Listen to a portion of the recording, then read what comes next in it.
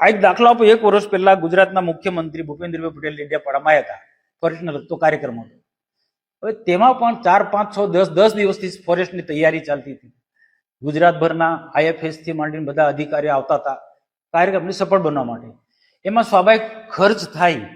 તો એ વખતે પણ એક ટ્રાઇબલ નેતા, આમ આદમી પાર્ટીના નેતાએ સોશિયલ મીડિયામાંથી ને જિલ્લા સંકલન મિટિંગમાં બધી રીતના હાઇલાઇટ કર્યું કે કરોડો રૂપિયાનો ખર્ચ થયો, જમવાનો, ચા પાણીનો આવો ખર્ચ થયો, આવો ખર્ચ થયો. આમ કરીને ત્યાં એક રેન્જ ફોરેસ્ટ ઓફિસર પાસે 50 લાખનો તોડ કર્યો. 50 લાખનો તોડ કરીને આખો પ્રશ્ન શાંત થઈ ગયો.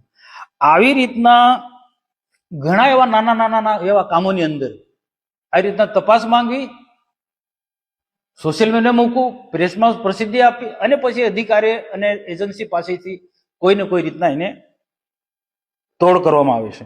તો જે 1.5 વર્ષ પહેલા ટ્રાઇબલ મ્યુઝિયમમાં મર્ડર થયા હતા, એ મર્ડરનું બધા જ લોકોએ ભેગા મળીને, સરકાર તરફથી મંત્રી આવ્યા હતા, અમે બધાએ ભેગા મળી, આમ આદમી પાર્ટીના પણ બધા નેતા, બધાએ ભેગા થઈને અમે જે મરનાર વ્યક્તિને 25 લાખ રૂપિયા આપ્યા એ એજન્સી પાસે. પણ બાકીના કેટલાક નેતાઓએ, ચૂંટાયેલા લોકોને એમની સાથેની એક ટીમ, એમને 10 લાખ રૂપિયાનો તોડ કર્યો.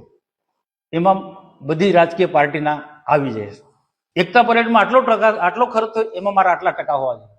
ડેડિયાપાડામાં બિરસા મુંડાના કાર્યક્રમની અંદર આટલો ખર્ચ થયો, તમારા 75 લાખ રૂપિયા માંગ્યા. આ ટ્રાઇબલ નેતા જે પોતાની જાતને આદિવાસીનો મસીહા ગણે ને એક અલગ અલગ તાલુકામાં ફરે છે, જિલ્લામાં ફરે છે, આદિવાસીઓમાં, અને આદિવાસીને ઉશ્કેરી ફરે છે.